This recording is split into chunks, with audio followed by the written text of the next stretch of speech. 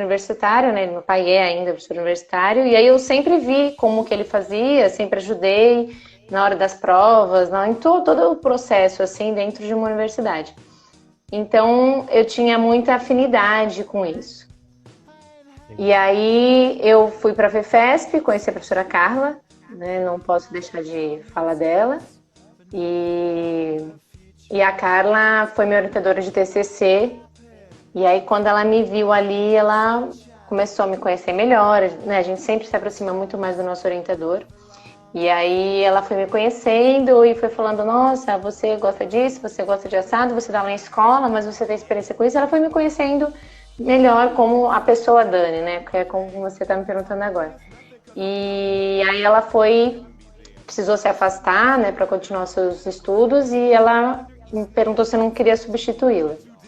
E aí eu fui uma vez como aluna ainda e depois me formei, eu substituí oficialmente a Carla e aí eu me vi num espaço assim muito confortável, assim. Eu gostava, claro, eu tinha medos normais, né, insegurança normal, que isso é muito bom para a gente progredir, mas eu gostava dali, eu me senti bem e aí eu me encontrei, falei, nossa, é isso que eu quero. Por mais que eu Legal. sempre, né, eu sempre gostei de criança, sempre gostei de estar na escola, mas é diferente, né, é um outro lado. E eu sempre falei isso, eu não quero sair do ensino público, eu não quero sair da escola, da educação escolar, porque eu tenho acesso a uma outra faixa etária, que eu também gosto, que eu também me identifico, mas eu também gosto de, no final do dia ou na minha manhã, estar com um adolescente, com adultos dentro de uma faculdade, né, falando de outras coisas, trocando outras figurinhas, isso para mim é muito importante. Então, ali eu me encontrei e hoje eu sou a Daniela, que é a professora da FEFESP, né, mestranda lá na USP, estou terminando agora o mestrado. Agora estou de licença, né, para quem não sabe, de licença maternidade, né, do meu segundo filho. E estou afastada da prefeitura, né, então hoje eu não estou atuando mais em escola, na educação escolar, estou só na graduação, porque foi uma opção minha me dedicar mais à formação acadêmica, né? Eu gosto mais dessa área. Hoje eu me sinto mais confortável de passar tudo que eu tive, toda a minha experiência para vocês enquanto vocês estão se formando. Então hoje eu estou assim, né?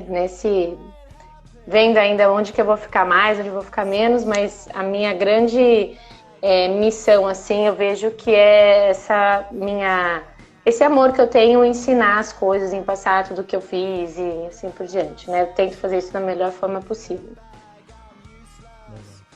Legal. Você agora é casada com o Thiago, você está com a sua família.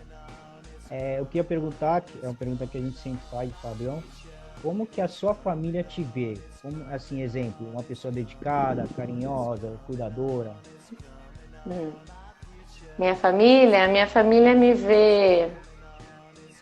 Acho que deveria perguntar isso para eles, mas como eu já estou vendo, alguns até estão assistindo aqui, então eu acho que a minha família ela me vê como uma super mãe, assim, uma pessoa que se dedica muito à família e eu sempre me dediquei muito à minha família, não só agora porque casa, mas a minha família no geral sempre foram a minha família, assim, ela sempre conduziu a minha vida, é minha prioridade. Então, eu tenho que estar bem com a minha família, eu tenho que estar bem com as pessoas que estão mais próximas de mim. Isso para mim é muito importante.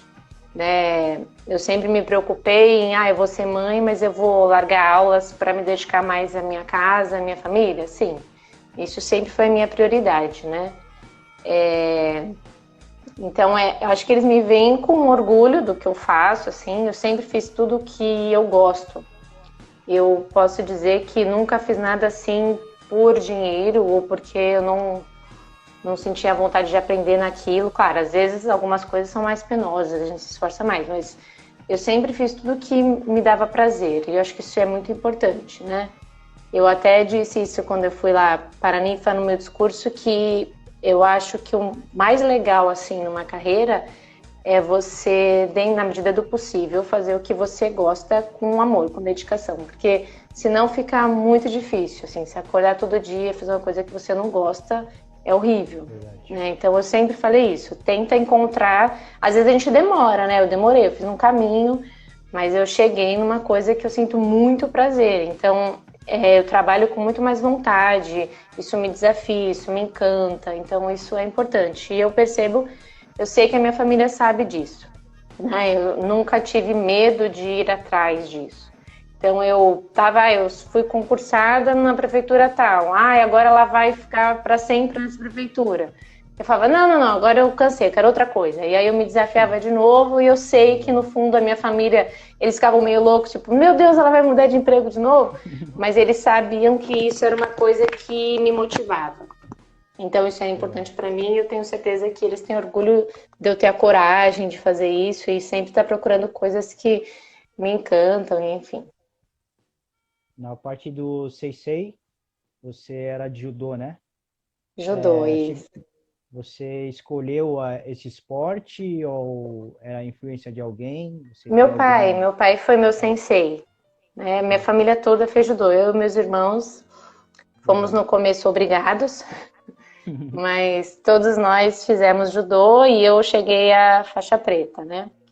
Nunca gostei de competir, não gosto, até hoje, assim, não gosto.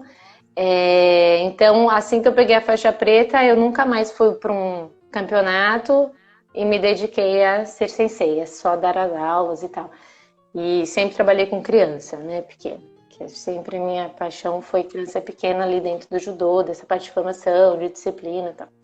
Mas foi meu pai, totalmente, influenciada por ele. Algo te marcou na época que você fazia judô? Algo que você se emociona quando você lembra? E algo não muito legal, negativo, assim? Uma parte Do positiva e uma judô? parte negativa. A parte positiva é a questão do controle, assim, emocional, né? Isso para mim hoje é muito forte, assim, de tomar as decisões, de me concentrar, isso me ajuda muito, de meditar, isso é uma coisa que é muito legal, assim, do judô, a disciplina, né? Se eu tenho uma coisa para fazer, eu sou determinada. Eu acho que tem a questão da minha personalidade, mas o judô me trouxe muito isso, assim. E me conhecer no sentido do esporte, da competição, da relação com meu pai, que era o técnico e também era o pai. Então, tenho a frustração porque eu sentia que não ia ser uma campeã daquele esporte, né? E é claro que meu pai tinha suas expectativas, mas eu busquei mostrar que, na verdade, eu podia ir para o outro lado e que não tinha problema nenhum nisso. Eu sei que para ele foi um aprendizado isso, né? Como sensei, você quer... E eu mostrei para ele que eu era feliz no esporte daquela maneira e que eu fazia aquilo, procurava fazer aquilo da melhor forma possível. Eu tinha o feedback dos meus alunos, né? Então ele foi percebendo isso. Hoje eu não visto um kimono há muito tempo, né? Eu parei de dar aula, então eu só vestia o kimono para dar aula. E eu parei exatamente porque eu sabia que eu precisava estar dentro do esporte para ensinar aquele esporte. E como eu me afastei muito do esporte em si, não praticava mais, eu já não conseguia. Eu acabava sendo muito mais aquela professora de educação física que trazia toda essa bagagem da educação física para uma aula de judô. Então aí eu saí, eu percebi isso e acabei saindo. Hoje eu não dou mais aula de judô. Mas eu aprendi muito nesse sentido, assim. E a minha frustração, é claro que era o esporte que eu dediquei a minha vida, né? Então eu fiz isso a vida inteira, eu podia ter sido campeã olímpica, né? Estou brincando, não tem esse perfil de buscar, não gosto. Legal. E alguém da tua família conseguiu brilhar assim, conseguir ir para campeonato, uma Olimpíada, uma Não, a gente sempre foi para campeonato, né? Já cheguei aí, assim, mas não, nem eu, nem meu irmão, nem minha irmã, ninguém. Legal. Da família, não. E da parte de fisioterapia, você conseguiu trabalhar, estagiar? Como foi essa trajetória? Trabalhei assim que eu me formei, eu abri um consultório e aí eu trabalhei, inclusive enquanto eu fazia educação física, eu trabalhava como fisioterapeuta. Eu gostava muito da fisioterapia, eu gosto, assim, eu acho uma profissão incrível, mas ela não me atendia internamente, assim, eu me sentia realizada em fazer algumas coisas, mas não era aquilo que brilhava meus olhos, assim, eu sentia que tinha outro, não, eu tenho que fazer outra coisa, eu tenho que procurar outro curso, então eu nunca estava satisfeita, então eu fui deixando, mas eu reconheço que toda a minha bagagem vem da fisioterapia, né, bagagem de ensinar, porque eu estava dentro de uma universidade, eu ajudava meus colegas, do conteúdo em si, dessa parte do corpo, do conhecimento, tudo isso me ajudou bastante, assim, na base, com o Pilates, para depois trabalhar com o Pilates, então eu tenho isso muito, assim, em mim, a relação com as pessoas, porque a fisioterapia a gente tem muito toque, né, você se aproxima muito.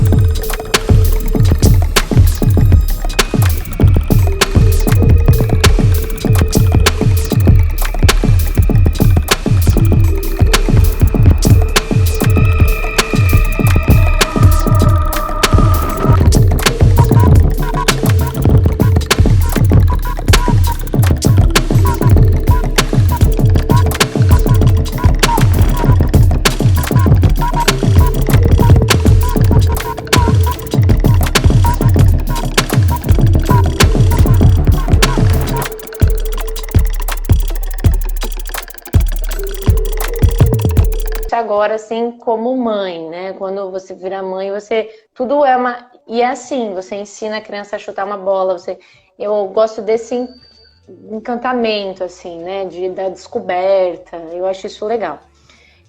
Mas, ao mesmo tempo, quando eu me vi na graduação, ali, dando aula, também me encantou isso, né? Porque vocês, né, os alunos chegam às vezes muito perdidos, sem saber o que eles querem, e eu sou uma professora que estou ali no primeiro ano e vou falar logo de pedagogia, que é a parte que eu gosto, que é a parte do ensino, e aí eu chego e falo, olha, não é só ensinar a educação física, você ensina e ajuda na formação da pessoa, e é isso que eu gosto, assim. Né? Então não é só o jogo pelo jogo, é o jogo que por trás dele a gente está tentando melhorar tudo, melhorar as relações, fazer com que a criança ela se encontre. Então é isso que eu gosto, desde a criança até o adulto que está lá na faculdade. Né? Hoje, claro, hoje eu me encontro muito mais dentro da universidade porque é como a minha vida foi traçada. Então, eu fui fazer o mestrado por causa disso. Então, eu fui me caminhando, né? A gente sempre tem... Eu sempre digo isso, que eu abri muitas portas. E eu só fui escolhendo aonde que eu queria entrar. Então, eu abri lá a porta da prefeitura de tal, da escola particular tal, e eu fui vendo, assim, eu gosto mais disso, eu gosto mais... Mas eu experimentei, e eu acho isso muito importante. E a porta da graduação, do ensino superior, foi a porta que, nesse momento, mais me encantou. Então, é onde eu estou hoje por esse motivo, né? Então, eu escolhi sair da rede pública de ensino, eu escolhi sair da educação escolar, porque eu acreditava que a bagagem que eu tinha ia me ajudar a ser uma melhor professora universitária. Então, cada vez a gente vai, né? Até a hora que eu tiver outra necessidade, eu vou mudando de novo. Mas essa aqui que é a ideia, assim. E é o que eu mais falo para vocês na graduação, né? Que eu acho isso muito importante na nossa carreira, assim. Tentar... Eu tô perdida, eu gosto disso, gosto disso, gosto disso. Então, a gente abre vários caminhos e depois você escolhe, né? Você poder escolher o caminho é muito legal, assim, né? Então, eu escolhi hoje esse caminho, por isso que eu fui fazer mestrado, né? Senão eu não ia perder o meu tempo indo lá para São Paulo, me dedicar a isso. Então, depende do caminho que você escolhe. Hoje é esse que no momento me faz feliz. Eu lembro que o professor, né, o Thiago Rogel, ele falou no primeiro ano pra gente, que quando eu terminasse a faculdade, não deixasse de estudar, mesmo se ficasse assim, pô, pra onde eu vou? Pra que lado eu vou? Pra academia, vou ser personal? Vai para algum lugar. Vai para algum lugar, vai fazer uma pós, vai fazer nem que seja um cursinho para você conseguir se identificar. Nunca deixar assim, isso é verdade. O cérebro parar. Às vezes, a graduação, ela deveria mostrar pra gente, né, onde eu me identifico mais. Mas às vezes eu gosto de muita coisa. E aí isso acaba me deixando perdido, né? Então é isso que é legal. Você faz alguma coisa. Eu fiz um curso de personal, mas nossa, quando eu comecei a trabalhar não gostei. Tudo bem, faz outro, mas pelo menos você tem isso, né? Então eu posso dizer que tem várias coisas que eu fiz, que foi o que eu te falei, que eu não gosto, né? Então eu não fui uma atleta, porque eu não gosto disso, eu não gosto dessa parte de treinamento. Então eu não ia trabalhar com isso. Então você experimentar, né, te torna uma pessoa muito mais... me conheço mais por causa disso. Porque eu fui experimentando e fui vendo onde que eu gosto mais, onde me realizo mais. Entendi. Qual é a dificuldade que vocês estão tendo como professores? Agora vocês estão de férias, lógico. Mas qual a dificuldade que vocês tiveram esse semestre? Um semestre diferente, né? Um mundo, um momento diferente que a gente está vivendo, né? Qual a dificuldade que vocês tiveram para aprender, para tá gravando aquele vídeo lá pro aluno, uma disciplina tal, mas pensando, pô, será que ele vai aprender? Porque tem muita gente assim, eu era uma pessoa que quando eu tinha AD, eu ficava meio, não era que era vago, tipo, eu não tinha uma professora para ficar perguntando, pô, professora, eu não entendi, entendeu? E aí quando tem gente que se gosta mais dessa, assim, as aulas online, né? Mas eu era uma pessoa que tinha muita dificuldade, então eu preferia estar você do meu lado lá falando, né, que tá ali no computador e, entendeu, não tem aquela pessoa de momento, né, que tá ali do teu lado. Sim. Qual a dificuldade que você sentiu aí? Eu fiz pedagogia, o curso de graduação EAD, então eu já conhecia um pouquinho da educação à distância, né, e eu sempre falei que a distância era mais difícil que o presencial, exatamente por causa disso, porque você pode até ter a apostila lá, mas você vai ter que sentar e ler a apostila sozinho. E na sua casa, que tá todo mundo falando, estão ligando a TV, então começou um filme, uma série, aquilo te chama atenção. Então, você tem que se dedicar, você tem que ter uma disciplina muito maior. Então, eu sempre percebi isso, assim, né, que é mais difícil um curso em AD. Aí, esse ano, coincidentemente, eu fui convidada lá na FEFESP para dar aula no EAD. Então, hoje eu estou dando aula nas licenciaturas da graduação à distância.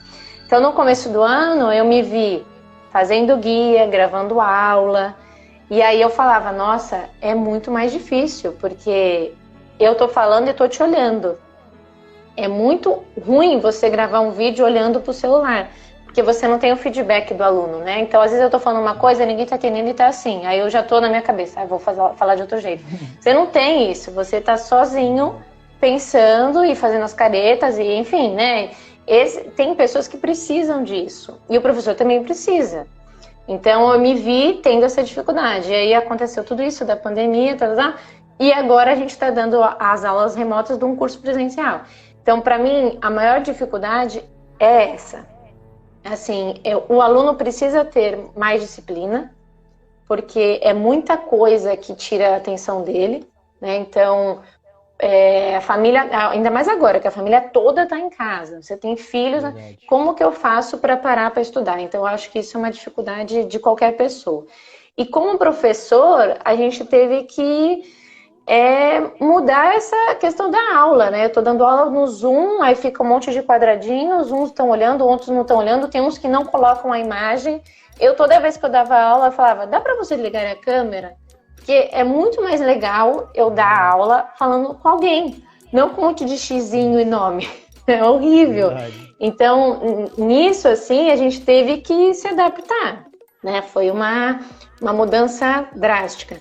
Mas eu gosto muito de ver o lado positivo. Eu acho que essas aulas, para nós, professores, falo até por mim, pelo Thiago, a gente conversando, fez a gente repensar todo assim, um conteúdo, uma forma de ensinar. Então a gente teve que pensar outras estratégias para ver se o aluno entendeu, falar de outras formas, porque às vezes o jeito que eu estou falando com ele, às vezes não está me olhando, tem aluno que não tinha disponibilidade da câmera.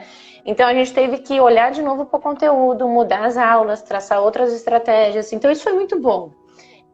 Até agora, quando for voltar, a gente pensa em fazer outras formas de avaliação, outras formas de aula, né? Como é que eu posso utilizar essa questão do vídeo? Tem aluno que gosta muito e falou, olha, o vídeo foi muito bom porque depois eu fico revendo. Como é que a gente pode adaptar isso até para um presencial? Então a gente se reinventa como professor. A gente tem que ver o lado bom, né? Porque é tanta coisa difícil, né? E como aqui em casa, que você falou da família, eu vejo, eu tenho uma criança que está fazendo aula remota. Né? Então, como isso é ruim? Se para a criança é horrível eu cantar uma musiquinha, você imagina para o aluno que está lá, assim, acabou de acordar e tem que ser de manhã, só que ele dormiu tarde porque ele está vendo a série, ele tem outra rotina, ele não consegue traçar uma outra rotina para ele. Então, foram todas essas adaptações que a gente teve que conseguir lidar, né? Todas essas dificuldades.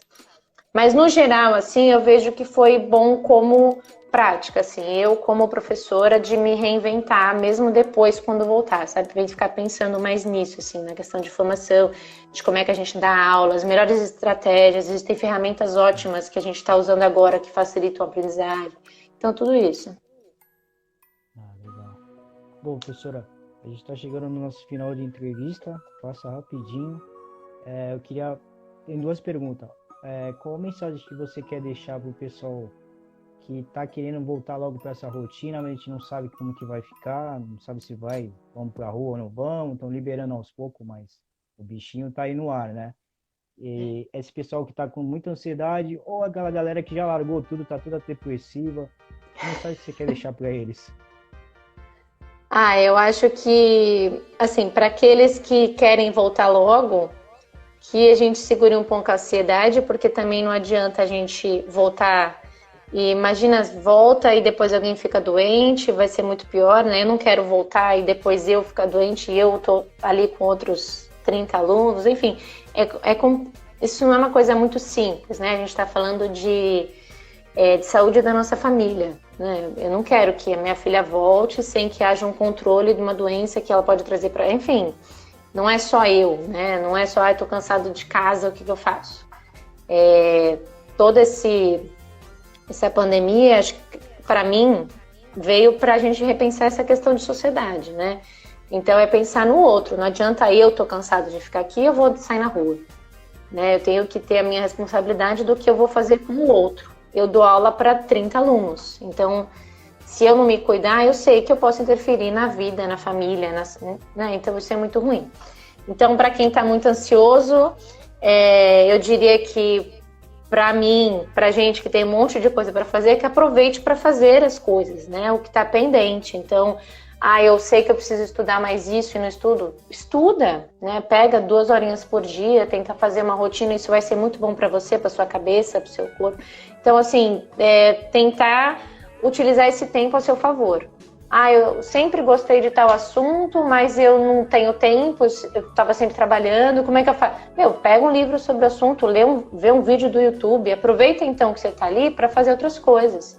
Existem seriados ótimos que a gente tem aí nas plataformas sobre racismo, quanta coisa a gente discute e agora a gente pode estar assistindo. Tem filmes ótimos para você refletir sobre questões sociais. Então aproveita esse tempo e aí você controla um pouquinho a ansiedade. E quando você voltar, você vai ter até mais assunto para discutir durante as aulas, né? Eu gosto de anatomia, eu gosto de... Estuda um pouquinho mais sobre isso. Existem e-books, né? Tem coisa que você pode baixar e tá lendo. Então, utilizar esse tempo a seu favor. Porque senão a gente vai ficar só reclamando. E do mesmo jeito que eu falo, aproveite a sua família que tá em casa, que não... Né? Tem gente que tá em casa com a família toda. E quando que a gente tá em casa com a família toda? Aproveita também para aprender mais, né? E para aqueles que estão já, larguei tudo, poxa, sinto muito. É muito infeliz isso, porque a gente não pode desanimar, né? Imagina quantas coisas ruins a gente tem. Você vai, olha, eu tenho pessoas que morreram, que perderam pessoas da família, pessoas queridas, tem pessoas que estão no hospital.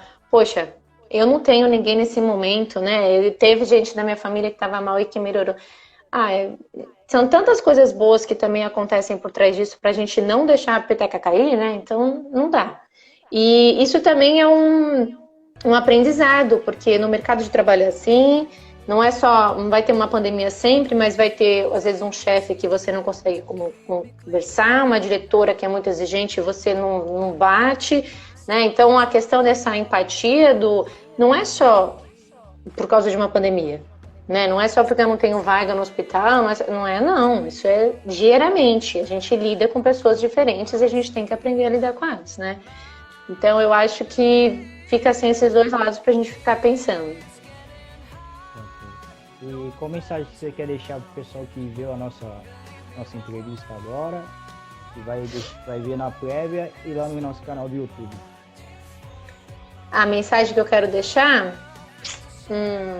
Bom, primeiro eu quis falar porque eu quis participar, né, da entrevista porque eu queria mostrar que mesmo tendo tantos momentos ruins, tem gente que está sofrendo muito e tal, a gente pode utilizar o nosso tempo para uma coisa boa. Então a gente aproveitou aqui 30, 40 minutos, não sei quanto tempo tá, para conversar um pouquinho sobre essas questões de não desistir, de correr atrás do que você gosta. Então, pelo menos para quem estava assistindo, acho que foi um momento de reflexão. E isso para mim é super válido, porque até eu me faço uma autorreflexão falando, né? E eu acho que para aqueles que vão assistir, eu gostaria que fosse isso, assim, né? O que eu, Daniela, trouxe para minha vida da pandemia, o que eu, Daniela, sempre busquei na minha vida. Eu acho que isso de alguma forma pode ajudar as pessoas. Então, se eu conseguir alcançar com poucas ou muito, enfim, quem assistiu, se conseguir sentir isso de mim, eu já vou ficar feliz, assim, porque é sempre essa mensagem que eu quero buscar, que eu sempre falo para os meus alunos, né? Façam as coisas que vocês gostam, com vontade, busquem isso na sua carreira, não fiquem fazendo as coisas só por dinheiro, a gente vai fazer as coisas porque a gente tem, né, aquele desejo de conquistar, de fazer com vontade. O Rogério está falando, consciência crítica emancipa, né? De você entender o que você está fazendo, ter consciência, é exatamente isso, né? Porque eu quero, eu sou autônomo, eu faço aquilo porque eu estou buscando e tal.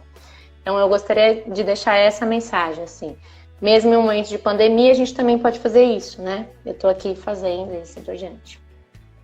Legal, professor. Então, quando acabar a rotina, acabar a pandemia, eu vou permitir para os professores, eu tenho que ter uma vida dupla, quando voltar ao trabalho também, mas pelo Santa eu tenho um acesso lá mais fácil, porque eu estudava lá tanto tempo, Sim. Né?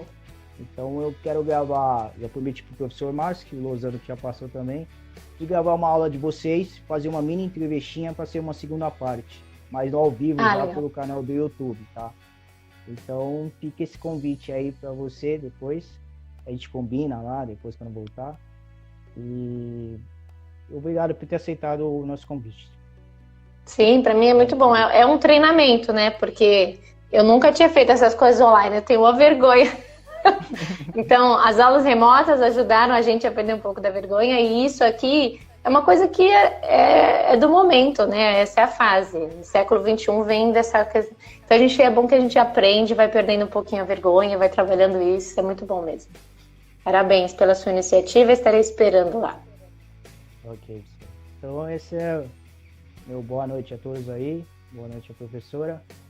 E a gente fica no contato aí, esperando o que vai acontecer daqui para frente. Valeu, professora, boa noite. Obrigada, boa noite, tchau, tchau.